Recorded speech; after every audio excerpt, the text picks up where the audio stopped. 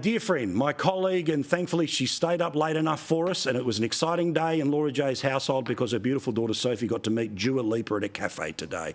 Laura J's, lovely to see you, rock star. So let's go through this in chapter and verse. Thank you for being patient, but let's deal with the speech. What did you think of what Peter Dutton said and my interpretation that he was matching the right track, wrong track conversation? What did you think? Yeah, I think the tone of Peter Dutton is something that shouldn't be overlooked. His authenticity and really his willingness to run a presidential campaign here, he sees, and I think he's right, at the best chance of winning this election, winning the seats he needs to get into power.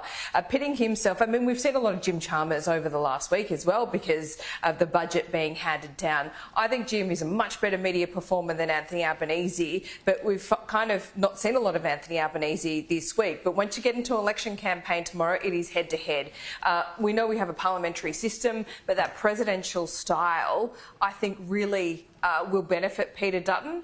He's called himself a conviction politician. I think that's absolutely right against what Albanese has been perceived as from Labor voters, that he's weak. What is the point of him? Does he look hungry enough to win this next election? So, look, Peter Dutton describing it as a sliding doors moment, you know, are you better off than you were 3 years ago? The answer is no to that. So painting this as a hugely consequential election, I think cleverly, without really targeting the Teals either, this really wedges the Teals for many reasons, but we can get into that. Yeah, so let's get to, what inevitably is going to be the comparison, which is $5 in 15 months or halving of petrol tax from day one. Which one do you think lands? I think it's crazy brave to oppose that tax cut, to be honest, because once you start explaining and getting into detail, you start losing the argument. That's just how politics works. It's not fair. But when you get into a campaign and people are running busy lives and they only hear snapshots here and there, not like us, who are consuming the news every day, Paul, I think it's really hard when you start equivocating and explaining. And that headline I think it was really clever this week what the government did, wedging the coalition, passing this, daring them to repeal it. I mean, for a start, look at the Senate. I mean, he's going to inherit this Senate even if he does win. How is he going to repeal it in the first place? So he inherits it, but he doesn't get any of the credit. Labor goes into this campaign saying we are the party of lower income taxes. So I spoke to Angus Taylor about this today. It's really hard to get your head around that. Yes, what is potent is it doesn't start for 15 months. And it's a cup of coffee a week. It's nothing. It's piddling. But again, when you get into the detail, you start losing the argument. Di Lee was really interesting today as well. She's been calling for the fuel tax excise cut for quite some time. And this brings in pensioners. So the positives of the fuel tax excise cut is it those outer suburban seats, particularly in Sydney and Melbourne, Brisbane, in every state, to be honest. And that's where it's going to hit. And that's where this election is won and lost, as you know.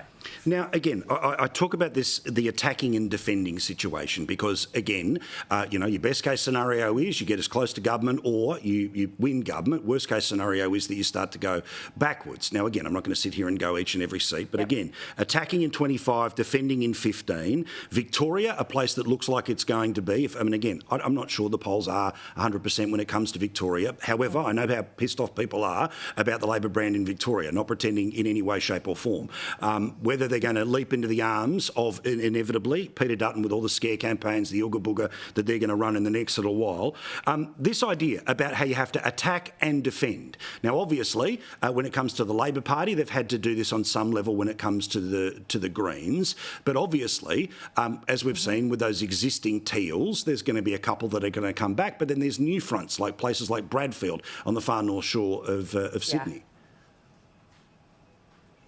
Yeah, there are, but this is a really different campaign, and I think the Teals are all at sea at the moment. I mean, last campaign, Paul, they were campaigning on integrity and climate change. I mean, it was pretty telling that Jim Chalmers did not mention climate change, emissions, renewable energy once in his budget speech this week. The Teals, I think, are just trying to find where they can get their hooks in at this election, because it's not going to be on climate change. This is firmly cost of living. I mean, Allegra Spender's the only one that talks about tax reform, but if you're the only one doing it and you're speaking from the sidelines, I don't know how effective that is.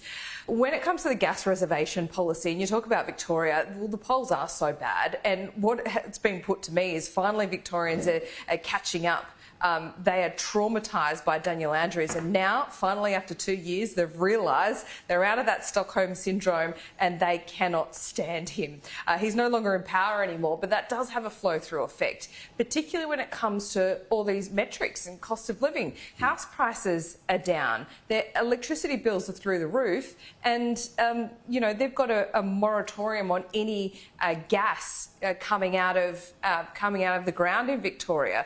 I mean, it is for sane people to think that we have to ship around gas from WA to new terminal ports in Victoria is just crazy. So on this gas reservation policy, the details, look, it is so complex, the system is such a mess, but all the experts agree if you're going to keep prices with a little bit of a lid on it, you have to do something big on gas. I am surprised the government has just left that field wide open for Peter Dutton, and this is going to be something that runs. Again, when you get to the detail, you start losing the argument, but it doesn't matter, because what's Labor going to say?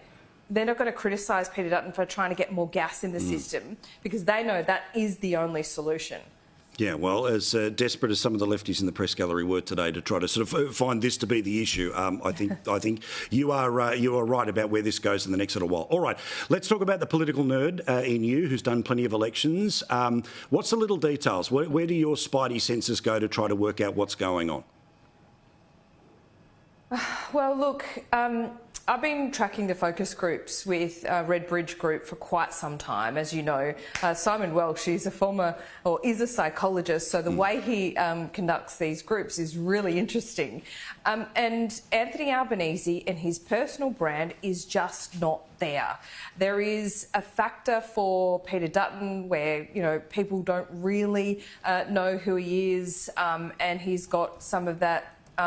You know, there's negative aspects from when he was the head kicker in the Liberal Party.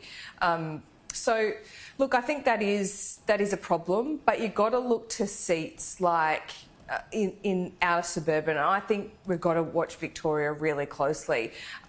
Everyone you speak to in Victoria says that Labor, it is just an absolute basket case for Labor, but it's how those votes then shift to the coalition there. I think there could be a few surprises in this election, maybe one seat at least in Adelaide. Tasmania, I mean, the vote pool is so small that a small shift can have a big difference there. And then you've got WA, who've just had a state election. There has been a shift away from Labor, but also that shift didn't go all the Liberals' way. So I think that's a little bit of concern there. Again, the Teals, Paulie, I think they probably all hold. Maybe not Kate Chaney, maybe not Sophie Scomps. I mean, Monique Ryan in the last couple of days has had a lot of bad press. Imagine the cold shoulder in that house. You're sleeping in the other room. He's in the doghouse at the farm. Imagine. That's how far he is off. All right, Laura. Thank you, my friend. Now, because one more thing. I just think the best thing Peter Dutton's got going for him, is that Labor underestimate him. Yes. They always have. Yes. And the one thing he's got going for him, he's got many things, by the way, is authenticity. And he's got a great family behind him. He gets it. He lives in the community, breathes the community. He was a copper for some time. And he does have his finger on the pulse. You know, he didn't grow up in a political family and become a staffer and do all that. And I checked for you, Paul, because I knew you'd be interested. Kiralee wasn't watching maths tonight. She told me that it's not on a Thursday night, which I didn't know. So I just had to check for you. She wasn't watching maths. Her wrist is okay. Good. I appreciate it. I'm sure she'd like the shout out too from her husband. All right, a big time ahead for her as well. Thank you, Laura. I'll see you in the morning. I'll be part of everything as it all rolls apart, and we'll be with you from 9 tomorrow morning.